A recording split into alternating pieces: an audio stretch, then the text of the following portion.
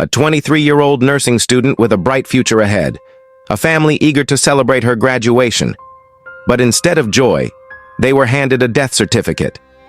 Tamilore Odunsi left London and moved to Texas to pursue her dream of becoming a nurse. She worked tirelessly, sharing her journey with 45,000 followers on TikTok. But what no one could have imagined was the danger lurking just feet away from her own roommate. Tonight, we uncover the chilling timeline, the ignored red flags, and the haunting final days of Tamilore's life. Was her death preventable? And what truly happened behind closed doors? This is the tragic story of Tamilore Odunsi, one of the most unsettling cases we've ever explored. Like and subscribe for weekly true crime stories where silence ends and truth begins. Tamilore hailed from Newham, an area in East London known for its multicultural population and working-class roots. In Newham, communities from all over the world live side by side. It's a borough shaped by resilience and ambition, a place where many families strive to build a better life through hard work and education. Tamilore was part of that story. She grew up in a Nigerian-British household, one where family values, academic achievement, and faith were strongly emphasized. Her upbringing was shaped by structure and care, mornings filled with school routines, weekends centered on family gatherings, church, and chores. People who knew her during these early years say she was thoughtful and disciplined, with a clear sense of direction even as a teenager. Tamilore attended local schools in Newham and worked diligently at her studies. Science and health-related subjects caught her interest early on. Teachers and classmates noticed that she had a calm presence and a willingness to help others, qualities that later made nursing a natural path for her. She was the kind of student who stayed behind to ask questions, who volunteered when something needed doing, who gave her full effort in exams and coursework. Outside the classroom, she remained grounded in her community. Her parents instilled in her a deep sense of identity, one that bridged her British environment and Nigerian heritage. She could switch easily between accents and expressions, honoring both her backgrounds. Holidays were often filled with home-cooked meals, gospel music, and family video calls with relatives back home. Tamilore was raised with gratitude and purpose, and her decisions reflected that. When the opportunity came to study nursing in the United States, she didn't hesitate. It was a bold move. Thousands of miles from home, in a new healthcare system, surrounded by unfamiliar faces. But Tamilore saw it as the next step toward building her future. She enrolled in a respected nursing program in the U.S. and quickly adapted to the demands of student life abroad. The long hours, the clinical rotations, the cultural adjustments, it wasn't easy. But she handled it with quiet persistence. At the same time, she began sharing glimpses of her life online. TikTok became her digital diary, a platform where she could connect with others, share her experiences, and have fun. Her videos were a blend of student humor, beauty content, encouragement, and reflections on her journey. Tamilore wasn't chasing fame. Her content felt real, often filmed from her dorm room, hospital scrubs still on, laughter in her voice. Her audience grew steadily. Young women across the world found her relatable. She became a kind of online big sister to many, showing the realities of nursing school, the stresses of exams, the balance between independence and homesickness, and the joy of small victories. She answered questions, offered tips, and occasionally joked about student life's ups and downs. There was nothing overly produced about her videos. She was simply herself, bright, hopeful, and focused. As graduation approached, Tamilore had a glow about her. Years of effort were coming together. Her classmates were planning celebrations, final assessments were being completed, and she was preparing to step into the world as a qualified nurse. There were hints of excitement in her captions, a tone of anticipation in her voiceovers. She had earned her place. The journey from Newham to the U.S., from a determined teenager to a soon-to-be healthcare professional, was almost complete. People around her felt it too. This was a moment she had worked for, sacrificed for, prayed for. Her family back in London was preparing to celebrate her achievements. Her followers online were leaving messages of pride and support. Tamilore had created a future with her own hands. She had crossed oceans, built a new life, and stayed true to the goal that first brought her across the Atlantic. She was weeks, maybe even days, away from graduating. A chapter was closing. A new one was about to begin. Have you ever had a dream so powerful you were willing to cross continents for it? What would you risk to chase your future? When Tamilore first arrived in the United States, her life centered around school, study, and adjusting to a new country. Like many international students, one of her first challenges was finding somewhere safe and affordable to live. Eventually, she moved into a shared apartment, an arrangement common among students trying to balance expenses with comfort. It was here that she began living with a man named Chester Grant. Chester Grant was not a fellow student. He was a 40-year-old man, more than 15 years older than Tamilore. The two reportedly met through a roommate-finding platform, though some have speculated there may have been a personal connection or mutual acquaintance involved. The exact details of how they ended up living under the same roof remain unclear. But what is known is that Tamilore moved into the apartment he already occupied. The lease and housing arrangement placed them in daily proximity, sharing living spaces while living very different lives. Grant had a complicated history. According to public records, he had a criminal background that included past charges of domestic violence. These incidents, recorded in court documents, dated back several years and involved previous relationships. While he had not served long-term prison time, his record showed a pattern of aggression and unstable behavior. The specifics of those past incidents varied, but they painted a picture that would concern many. It's not known if Tamilore was aware of his past when she moved in. Background checks are not always mandatory in roommate situations, especially when agreements are made outside formal housing services. What is clear is that there was tension in the home, early and ongoing. Neighbors would later tell investigators that arguments could sometimes be heard from the apartment. Raised voices, heated discussions, and occasional complaints reached through the walls. These weren't constant, but they happened enough to be remembered. People living nearby described Tamilore as polite and reserved. She mostly kept to herself and rarely caused any disturbance. But the dynamic inside the apartment was more strained than it appeared from the outside. One specific source of conflict was Chester Grant's cat. Tamilore reportedly found the animal difficult to live with. Friends shared that she had mentioned her discomfort with the cat's behavior, scratching, roaming freely, and not being properly managed inside shared spaces. It wasn't the only issue, but it was one that seemed to come up repeatedly in conversations. For someone focused on school, cleanliness, and routine, these constant annoyances became sources of frustration. Grant, on the other hand, was described as temperamental. He had a history of reacting defensively when questioned or challenged. In some of his previous legal cases, this pattern had already been documented. Within the apartment, the age gap and lifestyle differences added to the friction. Tamilore was a full-time student, regularly attending classes, studying for exams, and building a future in nursing. Grant, who did not appear to have steady employment during that time, spent more time in the apartment. Their lives moved at different speeds. That difference eventually led to discomfort and distance between them. Over time, Tamilore told friends she wanted to move out. She had grown uneasy with the living arrangement and wanted to find a more peaceful environment. She was open about her feelings, and those close to her understood she was trying to finish her degree and graduate before making a change. It's possible she didn't want to deal with another move in the middle of her final term. She was close to the finish line. Still, that discomfort never disappeared.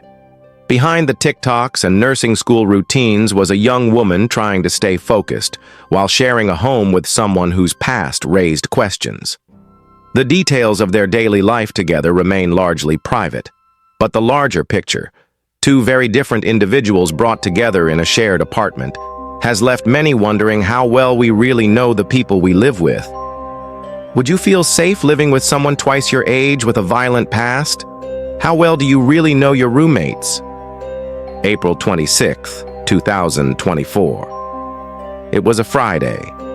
For most people, it passed like any other weekday. But for those who knew Tamilore, something about that day felt wrong. In the days leading up to it, Tamilore had been active. Her friends had seen her updates, talked to her, exchanged texts. She had been attending classes, keeping up with her nursing coursework, and engaging with her followers online. There was nothing unusual reported publicly about her behavior. No sudden changes, no alarming signs. Then, her digital presence stopped. By that Friday, no one had heard from her. A family friend who lived nearby in Georgia grew concerned. Tamilore wasn't answering her messages, and she hadn't responded to calls. This friend had known Tamilore long enough to sense when something wasn't right. Tamilore was usually responsive, thoughtful, and rarely went off the grid without telling someone. After hours passed with no reply, worry turned into a decision to act. That friend contacted the DeKalb County Police Department and asked them to perform a welfare check at Tamilore's apartment. It's a step no one takes lightly, but in this case, it was necessary. Officers were dispatched to the address on Old Hampton Drive in unincorporated Decatur. It was just after 2 p.m. when they arrived. The officers approached the apartment and knocked. There was no answer, no movement, no sound. When attempts to reach the occupants failed, police decided to enter. What they found inside would end the search and change everything. Inside the apartment, Tamilore Albarica was discovered. She had been stabbed 28 times. Her body was found near the front of the apartment. The scene made it immediately clear that this was not an accident. According to the official incident report later released by authorities, the wounds were spread across her chest and upper body. The extent and nature of the injuries confirmed a violent confrontation. She had no chance to call for help. She never made it outside. In the bedroom, police found Chester Grant. He was still alive but suffering from what appeared to be self-inflicted wounds. He had cuts on his arms and neck. Officers also noted that he was sitting near a large amount of blood and did not appear to have attempted to flee. An ambulance was called, and he was transported to a nearby hospital under police watch. Law enforcement secured the entire scene. At that moment, the questions began. What happened inside that apartment? When did the violence occur? And why?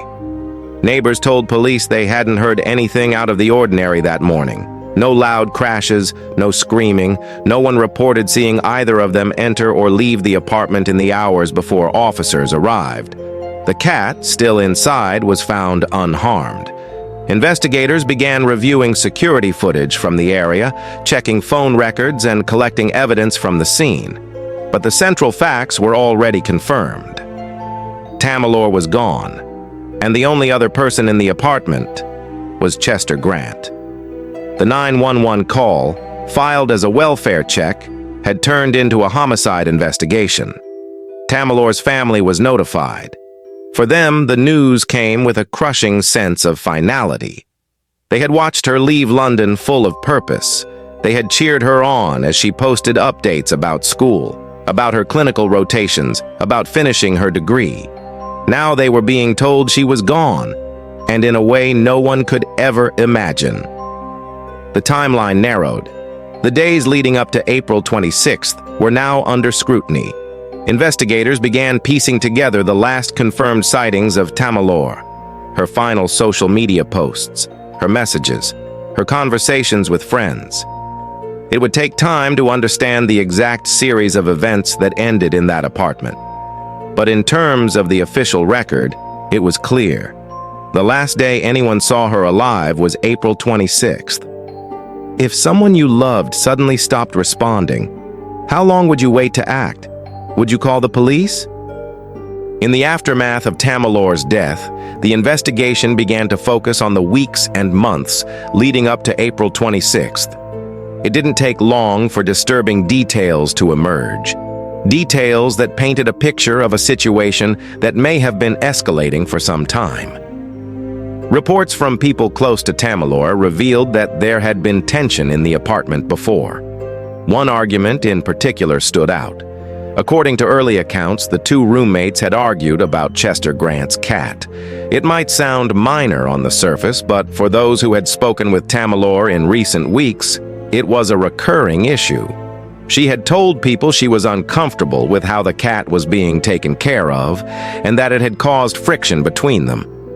This was not just a single dispute. Tamilore had shared with friends that she no longer felt comfortable in the home. At least one friend said she had considered moving out. She was nearing the end of her nursing program and had been looking forward to starting her life after graduation. But the apartment, once just a place to rest and study, had become a source of stress. As authorities dug deeper, Chester Grant's history came into focus. At the time of the incident, he was 40 years old, twice Tamilore's age. Public records show that Grant had been arrested in the past. His record included multiple counts of violating a protective order in DeKalb County. These violations stemmed from an earlier relationship, but they raised serious questions about his past behavior and whether it was being monitored closely enough. Protective orders are meant to provide boundaries. They exist for a reason. Violations are often taken as a warning sign, an indication that someone is not respecting the limits imposed by law. In Grant's case, these violations did not result in long-term incarceration.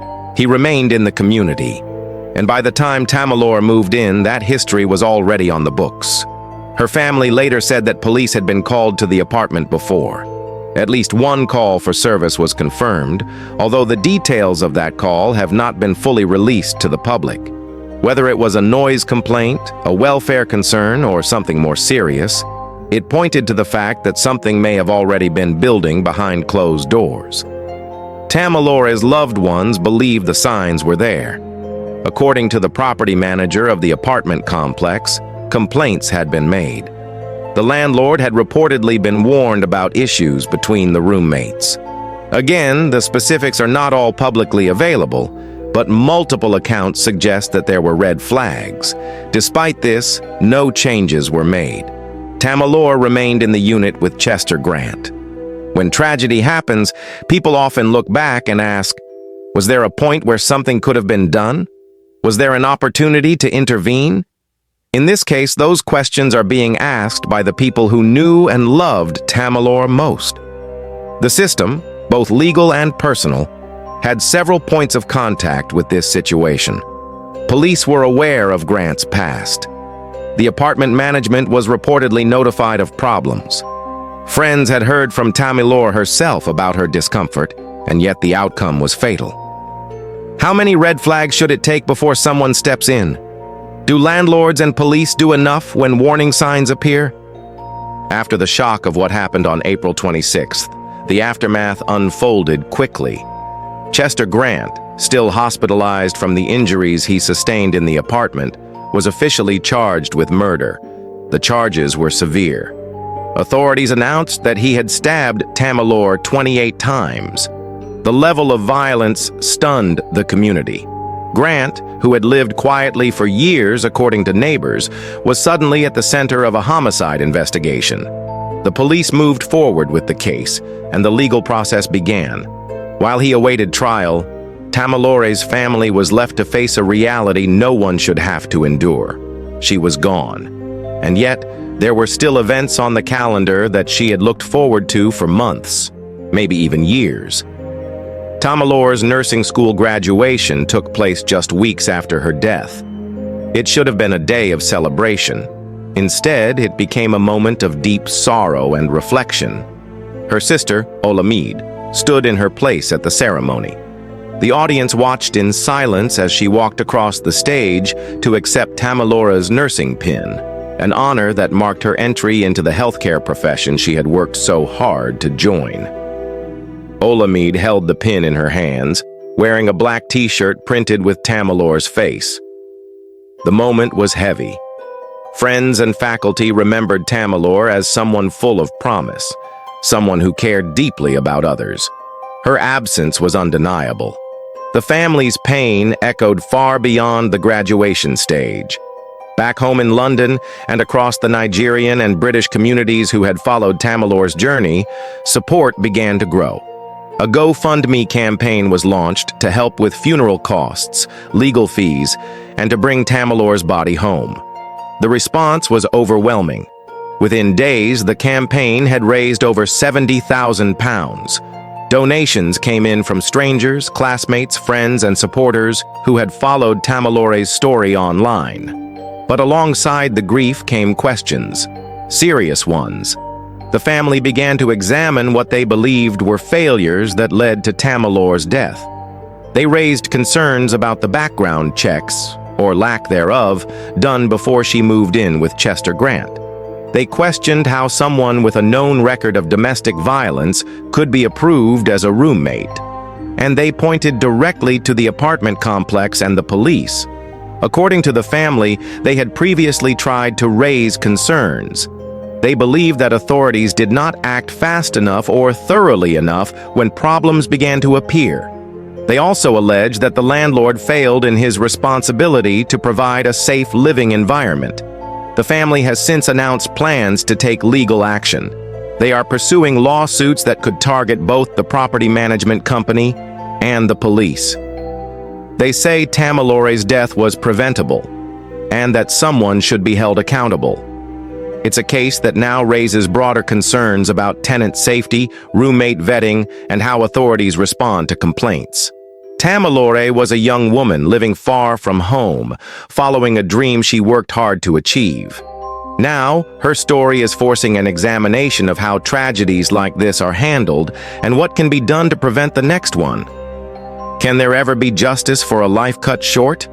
Or are some wounds too deep for courts to heal? Tamilore's life, though tragically short, left an indelible mark on those who knew her and on countless others who were touched by her story. She had always been passionate about education.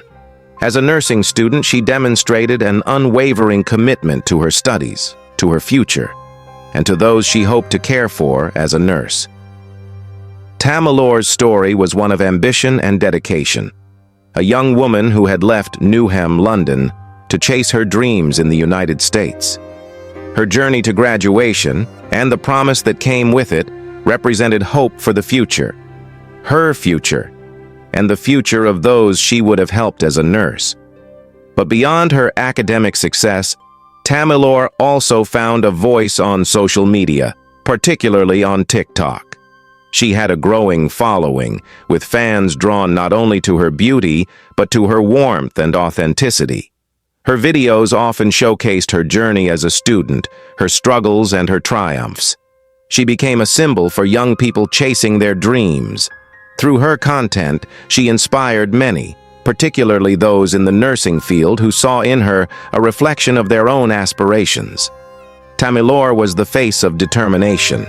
She represented the possibility that one could rise above challenges, no matter where they started. Her presence on TikTok brought her closer to people across the globe. Her followers, many of whom were also nursing students or aspiring medical professionals, felt a deep connection to her. They shared her excitement about graduation, empathized with her struggles, and celebrated her victories even from afar. When news of her death spread, the outpouring of grief was not just local, it was worldwide. Her followers, her classmates, and anyone who had encountered her on social media mourned the loss of a woman they never had the chance to meet, but who had made a significant impact on their lives. But it wasn't just her students or followers who would remember Tamilore. Her story, tragic as it is, also became a cautionary tale. It underscored the importance of awareness regarding issues like domestic violence and the dangers of living with someone who has a violent past. Tamilore's story became a part of conversations about roommate safety and how often young people, especially students, can find themselves in risky situations without realizing the full extent of the danger. The community has called for greater vigilance.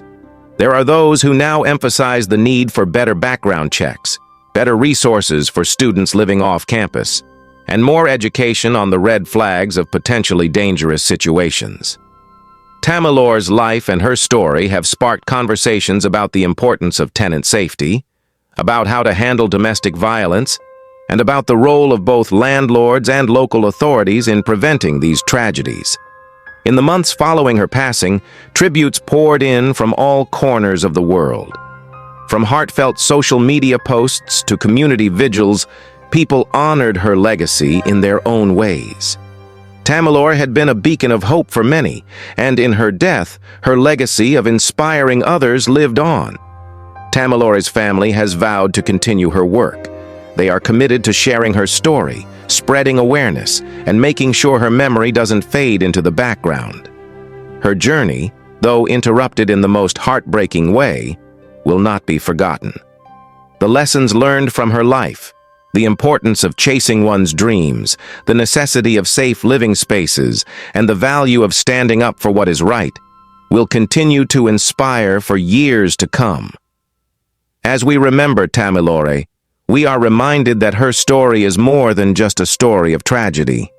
It's a story of a young woman who dreamed big, who worked hard, and who made a difference in the lives of those who knew her. What do we owe the people who inspire us? And how do we make sure their stories don't vanish into silence? Tamilore crossed oceans in search of a brighter future, bringing with her a heart full of ambition and hope. She was courageous, intelligent, and full of life, qualities that inspired so many.